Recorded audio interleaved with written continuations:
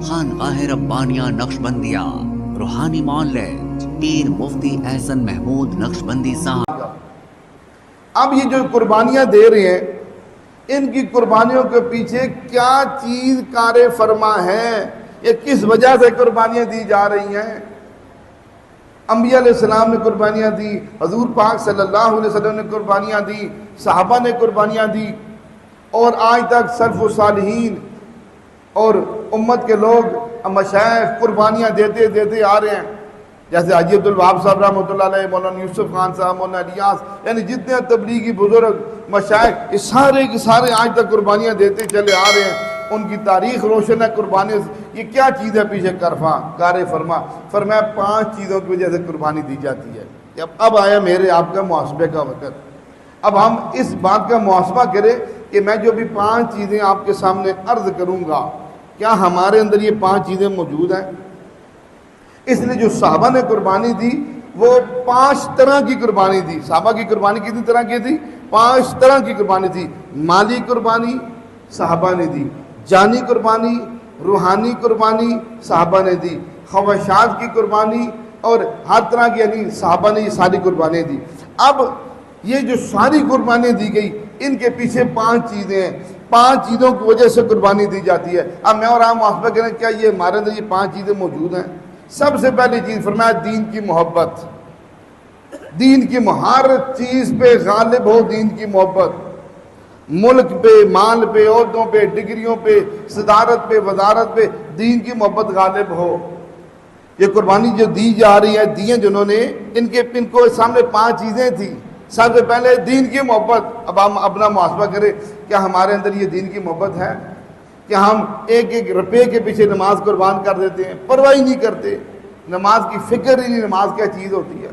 بس جمعے کا پتہ ہے، وہ جمعہ اس لیے پڑھتے ہیں، جس نے 3 جمعے نہیں پڑھے وہ منافع کا پتہ، ایسے لوگ باتیں کرتے ہیں نا، حدیث بھی ہے، وہ گئے کہ دار اسلام سے خارج ہو جائے گا، اس کو منافق شمار کیا جائے گا، تو اس ڈر سے چلو ہمارا ناغہ نہ ہو۔ تو باقی نماز یہی لوگ ہیں، آپ سارے محلے کے ہیں، باقی نماز میں بندہ ہی کیوں نہیں ہوتا؟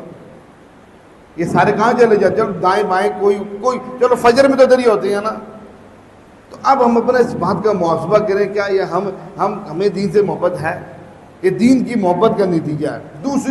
دوسرا جذبہ کہ ان قربانیوں کے پیچھے اللہ اور اللہ کے رسول کی اطاعت اور رضامندی کا جذبہ، کہ ہم سے اللہ اور اللہ کا رسول راضی ہو جائے، ہمیں ہر حال میں اللہ اور اللہ کے رسول کی اطاعت کرنی ہے، اس بات کا جذبہ۔ تیسری چیز جو قربانیوں کے پیچھے ہے، احساس ذمہ داری۔ حضرات صحابہ کرام کے اندر احساس ذمہ داری تھا، سلف صالحین کے اندر یہ احساس ذمہ داری تھا۔ کیا کس چیز کا احساس؟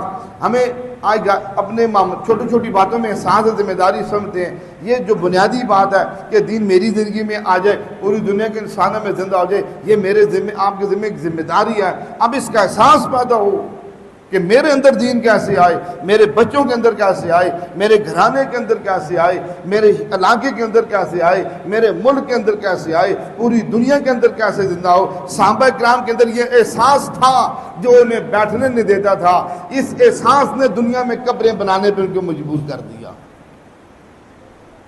چوتھی چیز کہ یہ فکر تھی کہ کل ہم نے رب کے سامنے کھڑا ہونا ہے۔ حدیث پاک میں آتے ہیں جب تک 4 سوالوں کے جواب نہیں دے گا اس وقت تک اللہ ہلنے نہیں دیں گے۔ اس چیز کا خوف تھا ان کے اندر کہ کل میں رب کے سامنے کس منہ سے کھڑا ہوں گا، کل میں اللہ کو ان 4 سوالوں کے جواب کیسے دوں گا۔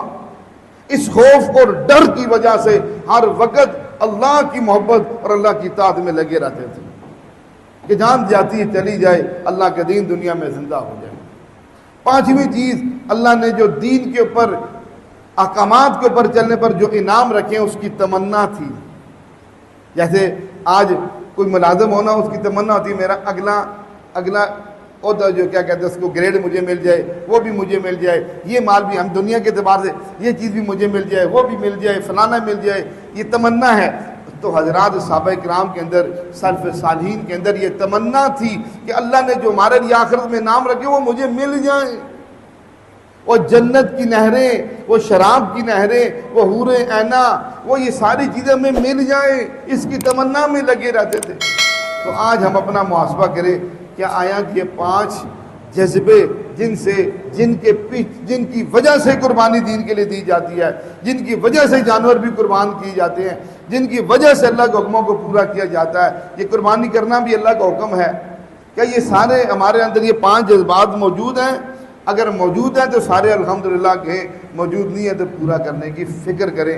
اللہ پاک کی بارگاہ میں دعا ہے اللہ جل شان ہم سب کو عمل کرنے کی توفیق نصیب۔ وآخر دعوانا ہمارے ہاں جادو، جنات، بندش اور نظر بد کا شافی علاج قرآن و سنت کی روشنی میں کیا جاتا ہے۔